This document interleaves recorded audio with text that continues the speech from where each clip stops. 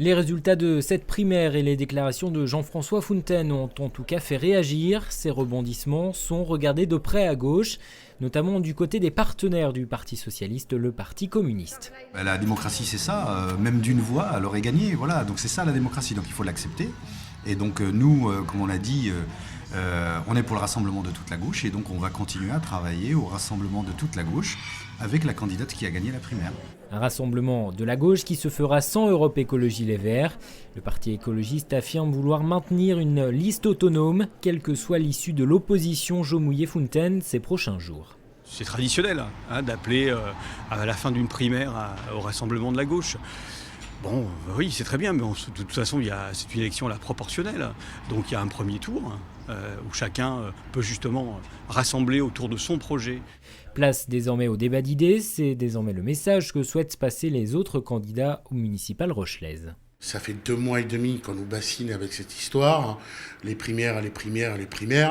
Ils ont monopolisé les médias en permanence.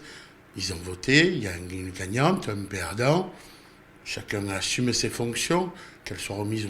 Il faudrait qu'aujourd'hui on passe à une vraie campagne. Je ne me positionne pas par rapport aux autres. Je crois que les Rochelais attendent un projet qui fédère l'ensemble des gens de La Rochelle. On se retrouve autour de l'idée de l'amour de la ville et de l'envie de travailler ensemble. C'est ce qui dépasse les clivages. Et je peux vous assurer que si le centre est aux commandes de la ville, il n'y aura pas de clan et la ville ne sera pas confisquée par un clan.